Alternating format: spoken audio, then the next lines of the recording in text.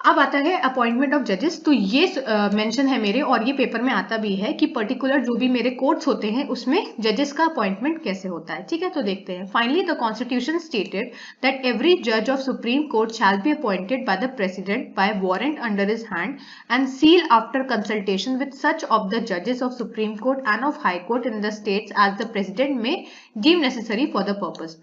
इसका क्या मतलब है? देखो, वैसे तो हम लोग अंदर तक पढ़ेंगे कि कैसे हम लोग जजेस को अपॉइंट करते हैं basically supreme court, high court और डिस्ट्रिक्ट कोर्ट में, लेकिन अगर ऐसा ओवरव्यू लेना चाहो तो कॉन्स्टिट्यूशन में ये बोला गया है कि कोई भी जज सुप्रीम कोर्ट का होगा वो कैसे अपॉइंट होगा, उसको अपॉइंट करेगा प्रेसिडेंट, और किस फॉर्म में करेगा? प्रेसिडेंट के पास एक वारंट होगा, ठीक है, और उस वारंट में पर्टिकुलरली उस जज के बारे में मतलब सब चीजें बताई गई होंगी, तो प्रेसिडेंट के पास वो वारंट होगा। उसके साथ साथ वो जो वारंट होगा उसको अगर हमें पूरा अप्रूव करवाना है तो वो अप्रूव या उस पर सील कब लगेगी? वो सील तब लगेगी जब वो कंसल्ट करेगा प्रेसिडेंट, किसके साथ? जो भी मेरे पहले के जजेस होंगे सुप्रीम कोर्ट के और हाई कोर्ट के साथ, ठीक है। उसके बाद जो पर्टिकुलर जज होगा वहां पर वो सील कर दिया जाएगा, और उसका मतलब क्या है कि वो जज मेरा सुप्रीम कोर्ट का जज बन जाएगा, ठीक है। अब है memorandum showing the procedure for appointment of chief justice of India and जजेस of the supreme court of India, और ये मेमोरेंडम के बेसिस पे होता है। उसके बाद है the chief justice of India and जजेस of supreme court are appointed by the president under clause 2 of article 124। और जो भी मेरे चीफ जस्टिस ऑफ इंडिया होते हैं और जो सुप्रीम कोर्ट के जजेस होते हैं, इनका जो पूरा अपॉइंटमेंट का जो प्रोसीजर है, वो प्रोसीजर कहां पर मेंशन है? आर्टिकल 124 जो होता है कॉन्स्टिट्यूशन, वहां पर ये मेंशन है, ठीक है। अब हम लोग देखते हैं chief justice of India. So appointment to the office of chief justice of India should be of the senior most जज of the supreme court considered fit to hold the office. देखो, चीफ जस्टिस ऑफ इंडिया जो होता है वो भी एक बहुत important post होती है, और क्योंकि इसमें क्या होता है कि यहाँ पर क्या होता है कि जो भी चीफ जस्टिस ऑफ इंडिया बनते हैं वो कौन होते हैं? वो मेरे सीनियर मोस्ट जज होते हैं, मतलब जो पर्टिकुलर सुप्रीम कोर्ट में बहुत साल से जज की तरह काम कर रहे होंगे, उसमें जो सबसे ज्यादा सीनियर मोस्ट जज होंगे वो मेरे चीफ जस्टिस ऑफ इंडिया बन जाएंगे, ठीक है। अब the union minister of law, justice and company affairs would at the appropriate time seek the recommendation of the outgoing chief justice of India for the appointment of next chief justice of India। और जब तक मेरा एक chief justice of India बना हुआ है तब तक बाकी जो भी टाइम बचेगा उसमें और भी चीफ जस्टिस ऑफ इंडिया को लोग देखते रहते हैं, ढूंढते रहते हैं, ताकि अगर ये चीफ जस्टिस ऑफ इंडिया हट जाए अपने ऑफिस को, मतलब अगर उनका टेन्योर खत्म हो जाए तो उसके बाद कौन से चीफ जस्टिस ऑफ इंडिया बनेगा, ये भी वहां पर रिकमेंडेशन चलता रहता है, ठीक है। whenever there is any doubt about the fitness of the senior most judge to hold the office of the chief justice of India, consultation with other judges as envisaged in article 124। अभी 2 का मतलब क्या है? 2 का मतलब होता है clause 2, ठीक है, of the constitution would be made for the appointment for the next chief justice of India। तो यहाँ पर अगर बेसिकली अगर कोई भी डाउट होता है कि ये पर्टिकुलर जो भी सीनियर मोस्ट जज है वो चीफ जस्टिस ऑफ इंडिया का ऑफिस होल्ड कर पाएगा कि नहीं, तो उस केस में हम कंसल्ट करते हैं दूसरे जजेस से। अब दूसरे जजेस हो सकता है सुप्रीम कोर्ट के हों, या बहुत से केसेस में हाई कोर्ट के जजेस से भी यहाँ पर कंसल्टेशन होता है, ठीक है। अब है after the receipt of recommendation of the chief justice of India, the union minister of law, justice and company affairs will put up the recommendation to the prime minister who will advise the president in matter of appointment. अब मान लो कि एक particular मेरे पास वो है कि मुझे इस सीनियर मोस्ट जज को मुझे बनाना है अपना चीफ जस्टिस, ठीक है। तो उस केस में क्या होगा, जो भी यूनियन मिनिस्टर होगा किस डिपार्टमेंट का? Law, justice and company affair का, ये मेरा यहाँ पर अपना बाकी जजेस से वो करेंगे कि कंसल्ट करेंगे कि आप देख लो कि ये जो जज है इसको हमें चीफ जस्टिस ऑफ इंडिया बनाना है कि नहीं। अगर वहां से कोई अप्रोप्रिएट इनको डिसीजन नहीं मिल पाता है तो फिर ये रिकमेंड करेंगे एक पर्टिकुलर प्रपोजल के तौर पे किसको? प्राइम मिनिस्टर को। तो वहां पर प्राइम मिनिस्टर अपना व्यू पॉइंट बताएंगे, किसको हेल्प करेंगे अपॉइंटमेंट में? प्रेसिडेंट को हेल्प करेंगे कि ये पर्टिकुलर जज जो भी है वो चीफ जस्टिस ऑफ इंडिया बन सकता है या फिर नहीं, ठीक है। अब आता है जजेस of the supreme court. So whenever a vacancy is expected to arise in the office of the जज of the supreme court, the chief justice of India will initiate proposal and forward his recommendation to the union minister of law to fill up the vacancy. देखो यहाँ पर क्या हुआ कि कोई भी अगर वैकेंसी का मतलब क्या होता है? वैकेंसी का मतलब होता है खाली जगह, ठीक है। मतलब अगर एक सुप्रीम कोर्ट के जज ने क्या किया, उसका खत्म हो गया टाइम, जो भी उसका टेन्योर था ऑफिस का वो खत्म हो गया, उसने लीव कर दिया, ठीक। तो उस केस में एक वैकेंसी क्रिएट हो गई। तो जो भी मेरा चीफ जस्टिस ऑफ इंडिया उस टाइम पे रहेगा वो एक प्रपोजल को इनिशिएट करेगा, एक प्रपोजल को फॉरवर्ड करेगा। किसको फॉरवर्ड करेगा? वो इस प्रपोजल को फॉरवर्ड करेगा यूनियन मिनिस्टर को, जो कि law, justice and company affairs के डिपार्टमेंट में रहते हैं, और उनको बोलेगा कि आप ये पर्टिकुलर जो भी वैकेंसी है इसको फिल कर दो। ठीक है, उसके बाद क्या होगा? The opinion of chief justice of India for appointment of the जज of the supreme court should be form in consultation with the collegium of 4 senior most जजेस ऑफ द सुप्रीम कोर्ट। अब देखो आप ये जो वर्ड है ना यहाँ पर कोलिजियम, इसको याद रखना। ये वर्ड थोड़ा सा कंफ्यूजिंग हो सकता है लेकिन ये है बहुत आसान। देखो कोलिजियम का मतलब क्या होता है?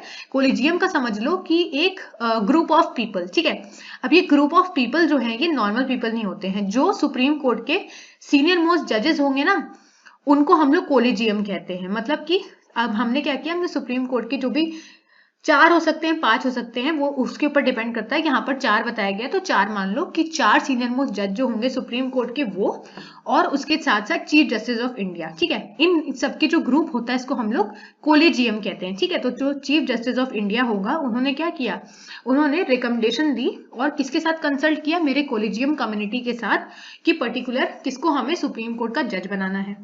If the successor Chief Justice of India is not one of the 4 senior most peasant judge, he would be made part of the collegium, as he should have a hand in selection of judges who will function during his term as Chief Justice of India. ठीक है, इसका मतलब क्या है? इसका मतलब है कि जो भी मेरा चीफ जस्टिस है इंडिया का, अगर वो इन जो 4 सीनियर मोस्ट जज का जो ग्रुप बनाया गया है, अगर ये इनमें नहीं होता है तो इस केस में इनको क्या है, इनको कोलिजियम का पार्ट बना दिया जाता है, ताकि जो भी मेरा पर्टिकुलर जज बने उसके सिलेक्शन में इनका भी हाथ हो।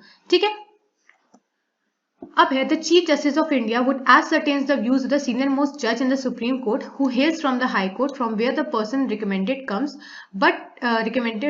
but if he does not have any knowledge of its merit and demerit, the next senior most judge in Supreme Court from that High Court should be consulted. इसका मतलब क्या है? इसका मतलब है कि जो चीफ जस्टिस ऑफ इंडिया है वो अपना व्यू पॉइंट देखेगा कि सीनियर मोस्ट जज जो है वो सुप्रीम कोर्ट का, उसको हम देख सकते हैं और वो वहां पर कंसल्टेशन लेगा हाई कोर्ट से। लेकिन अगर उसको उस पर्टिकुलर पर्सन के बारे में नहीं पता है कि क्या इसके मेरिट्स और डीमेरिट्स है, तो उस केस में जो हाई कोर्ट का जज है वो भी यहाँ पर कंसल्ट करा जा सकता है सुप्रीम कोर्ट के जज बनाने के लिए।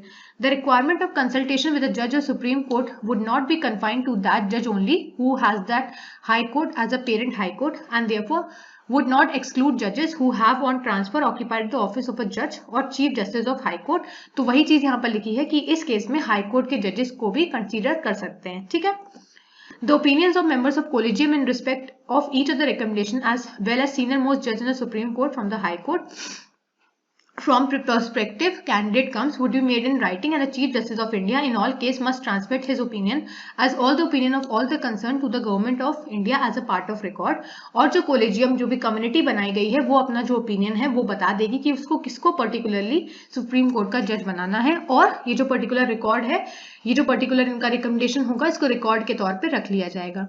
इसके बाद the chief justice of India और the other members of collegium elicit views, particularly those from non-judges, the consultation need not to be in writing, but he who elicits the opinion should make a memorandum thereof and a substance in general term which should be conveyed to the government of India.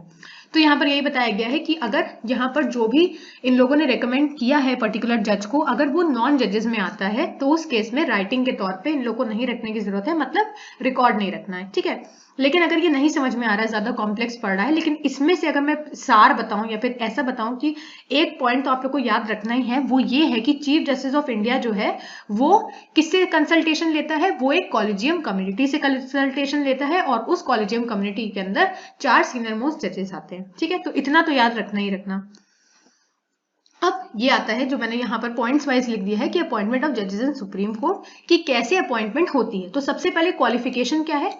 Article 124, तो जो भी constitution का 124 article है उसके अंदर ये mention है, of the Indian constitution outlines the qualification requires for the appointment of person as the जज इन सुप्रीम कोर्ट। तो सबसे पहले क्वालिफिकेशन क्या है? Citizenship of India. तो सबसे पहले मोस्ट इंपॉर्टेंट तो यही है कि अगर आपको सुप्रीम कोर्ट का जज बनना है तो अगर वो इंडिया के अंदर है तो आपको सिटीजनशिप जो होनी चाहिए वो इंडिया की होनी चाहिए। ठीक है, तो इसका मतलब क्या हुआ कि आप इंडिया के सिटीजन होने चाहिए। दूसरा है कि आपकी जो एज है वो 65 ईयर्स से ज्यादा नहीं होनी चाहिए। ठीक है, फिर है minimum of 5 years of continuous service as a जज इन वन और मोर हाई कोर्ट। अब इसमें नेक्स्ट क्या आ जाती है क्वालिफिकेशन, नेक्स्ट क्वालिफिकेशन आ जाती है कि अगर आपको सुप्रीम कोर्ट का जज बनना है तो 5 साल या 5 साल से ज्यादा, मतलब 5 साल से कम नहीं होना चाहिए, 5 साल या 5 साल से ज्यादा आपने किसी भी एक या एक से ज्यादा हाई कोर्ट में एज अ जज काम किया हो, ठीक है। फिर नेक्स्ट आता है at least 10 year of practice as an advocate in a high court, या फिर हो सकता है कि आपने जज की तरह 5 साल या 5 साल से ज्यादा काम किया हो किसी हाई कोर्ट में, या फिर 10 साल या 10 साल से ज्यादा आप एक एडवोकेट की तरह प्रैक्टिस कर रहे हो किसी हाई कोर्ट में, तब भी आप यहां पर क्वालिफाई कर जाते हो सुप्रीम कोर्ट का जज बनने के लिए, ठीक है। उसके बाद है recognition as a distinguish jurist by the president. इसका मतलब है कि प्रेसिडेंट की निगाहों में बोल सकते हो कि आप एक अच्छे जूरिस्ट के तौर पे होगे, तब भी आप इस केस में सुप्रीम कोर्ट के जज की क्वालिफिकेशन को मीट कर जाते हो, ठीक है। फिर आता है अपॉइंटमेंट प्रोसीजर, तो जैसे मैंने बताया था वही यहाँ पर लिखा हुआ है, the appointment process for chief justice and जजेस of supreme court is govern by article 124। तो ये आर्टिकल याद रखना कि आर्टिकल 124 में सारी जो भी अपॉइंटमेंट रिलेटेड जो भी प्रोसीजर है वो यहीं पर मेंशन है। अब देखो यहाँ पर लिखा भी हुआ है, मैंने बताया था ना कि इसमें मेन तुम लोग को क्या याद रखना है, कोलेजियम सिस्टम याद रखना है। So the collegium system is utilize for the appointment of the जजेस। हम लोग को पता है कोलिजियम सिस्टम क्या है, ऐसा सिस्टम जिसमें किसका ग्रुप बना हुआ है, 4 सीनियर मोस्ट जजेस of supreme court. Article 124 specifies that Supreme Court can have maximum of 7 judges with provision for Parliament to increase this number as deemed necessary। मतलब सुप्रीम कोर्ट के अंदर मैक्सिमम 7 जजेस होने चाहिए, हो सकता है कि ये किसी केस में बढ़ जाए अगर जरूरत पड़े तो। The President appoints judges after consulting with Chief Justice of India, other Supreme Court judges and in specific cases judges from High Court। तो अगर जो पहला जो इतना सारा था वो नहीं समझ में आ रहा है तो इतना याद रखो कि सुप्रीम कोर्ट के जज का अगर अपॉइंटमेंट करना है तो सबसे पहले क्या होगा, सबसे पहले कोलिजियम सिस्टम को फॉर्म किया जाएगा, ठीक है। और यहाँ पर क्या होगा, जो भी मेरे प्रेसिडेंट हैं वो जजेस को अपॉइंट करेंगे तो वो कंसल्टेशन करेंगे सबसे पहले चीफ जस्टिस ऑफ इंडिया के साथ, उस कोलिजियम जो भी मेरा सिस्टम बना होगा उनके साथ, कुछ सुप्रीम कोर्ट के जजेस के साथ, और अगर हमें जरूरत पड़ी तो किसके हम लोग कंसल्ट करेंगे, हाई कोर्ट के जजेस के साथ, ठीक है। अब आता है मेरा नेक्स्ट जो कि आता है हाई कोर्ट में कैसे अपॉइंटमेंट होती है। So the qualifications for the appointment of a person as a जज in high court are outline in article 217। तो ये आर्टिकल याद रखना, जैसे मेरे सुप्रीम कोर्ट में आर्टिकल 124 था उसी तरह से यहाँ पर 217 ऑफ द इंडियन कॉन्स्टिट्यूशन किसके साथ डील करता है, हाई कोर्ट के जजेस के अपॉइंटमेंट के साथ। तो दीज क्वालिफिकेशंस इंक्लूड, सबसे पहले सिटीजनशिप ऑफ इंडिया जो वहां पर भी था, सेकेंड है मेरा holding a judicial office in the territory of India for at least 10 years. तो यहाँ पर जो भी इंडिया में एक बोल सकते हो कि एक जज की तरह काम करना चाहिए एटलीस्ट 10 ईयर्स में, या फिर कोई भी जुडिशियल जो भी जुडिशरी से रिलेटेड जो भी ऑफिस होगा वो इंडिया के अंदर ही उसके अंदर काम करना चाहिए, 10 साल या फिर 10 से ज्यादा भी हो सकता है, ठीक है। या फिर एक ऐसे एडवोकेट की तरह काम करना चाहिए किसी भी हाई कोर्ट में 10 या 10 साल से ज्यादा, ठीक है। तो ये उसी सिमिलर थी कि आपको या तो एडवोकेट होना चाहिए या फिर कोई भी जुडिशियल ऑफिस को होल्ड करना चाहिए 10 या 10 साल से ज्यादा पे, तो आप हाई कोर्ट के जज के लिए एलिजिबल हो। फिर है appointment procedure. So according to article 217 of the Indian constitution, जजेस of high court are appointed by the president through a warrant under his seal. तो यहाँ पर क्या होगा, यहाँ पर जो भी मेरे प्रेसिडेंट होंगे उनके पास एक वारंट होगा, उसके साथ सील होगी। सील मैंने बताया था कब लगती है, सील लगती है जब पर्टिकुलर मेंबर्स के साथ कंसल्टेशन हो जाता है तब। The appointment is made after consulting with Chief Justice of India and the Governor of the respective state। तो यहाँ पर कुछ अलग है, यहाँ पर CJI मतलब चीफ जस्टिस ऑफ इंडिया के साथ भी यहाँ पर कंसल्टेशन होता है, साथ ही साथ जो गवर्नर होता है पर्टिकुलर स्टेट का उसके साथ भी यहाँ पर कंसल्टेशन होता है। For the appointment of judges other than Chief Justice of a High Court, consultation with Chief Justice of that High Court is also required। इसका मतलब क्या है कि अगर हमें चीफ जस्टिस की पोजीशन को छोड़ के अगर हमें कोई और जज को वहां पर अपॉइंट करना है तो उस केस में जो भी chief justice of high court होगा उस पर्टिकुलर केस में वहां पर उनका भी रिकमेंडेशन फॉलो होगा, ठीक है। नेक्स्ट है मेरा डिस्ट्रिक्ट कोर्ट, मतलब जो मेरे डिस्ट्रिक्ट लेवल पे काम करते हैं कोर्ट्स, वहां पर कैसे होता है। तो क्वालिफिकेशंस आर्टिकल 233 में यहाँ पर मेंशन है इनकी क्वालिफिकेशंस। सबसे पहले सिटीजनशिप ऑफ इंडिया तो सभी में है, उसके बाद है minimum of 7 years of practice as an advocate और प्लीडर। तो किसी भी एडवोकेट की तरह आपने 7 साल से ज्यादा काम किया हो या फिर 7 साल होना चाहिए। उसके बाद not being employed in any other union और स्टेट सर्विस। उसके साथ साथ अगर आप डिस्ट्रिक्ट कोर्ट का जज बनना चाह रहे हो तो आप किसी भी यूनियन सर्विस का मेंबर नहीं होना चाहिए, वहां पर आपको कोई भी एम्प्लॉयमेंट नहीं मिलनी चाहिए। और फिर नेक्स्ट है recommendation by the high court for appointment. इसके साथ साथ अगर आपको रिकमेंडेशन मिल जाता है किसी हाई कोर्ट से के थ्रू, तो भी आप क्या कर सकते हो, डिस्ट्रिक्ट कोर्ट का जज बन सकते हो। ठीक है, अब आता है इसका अपॉइंटमेंट प्रोसीजर। तो उसका छोटा सा है कि आर्टिकल 233 के according appointment as a district जज required consultation with the governor of the state. तो अपन देखा कि हाई कोर्ट में भी गवर्नर ऑफ द स्टेट का कंसल्टेशन था और यहाँ पर भी, एंड द जजेस of high court exercising jurisdiction in that state. तो जो भी हाई कोर्ट होगा उस स्टेट का, उससे कंसल्टेशन ली जाएगी, उसके साथ साथ जो भी गवर्नर होगा उस स्टेट का, उससे कंसल्टेशन ली जाएगी। ठीक है, Article 235 grants High Court the authority to supervise personnel in the judicial service of High Court, District Court and other subordinate court। और यहाँ पर हाई कोर्ट को अथॉरिटी मिली हुई है आर्टिकल 235 से कि जो भी मेरे जजेस होंगे डिस्ट्रिक्ट कोर्ट और सबॉर्डिनेट कोर्ट में, वहां पर मेरा हाई कोर्ट अपना ओपिनियन बेसिकली दे सकता है, वहां पर कंसल्ट कर सकता है पर्टिकुलर डिस्ट्रिक्ट कोर्ट और हाई सबॉर्डिनेट कोर्ट्स में। ठीक है, आई होप आप लोग को ये लेक्चर समझ में आया होगा। अगर आया है तो लाइक करें, शेयर करें और चैनल को सब्सक्राइब करें। Thank you.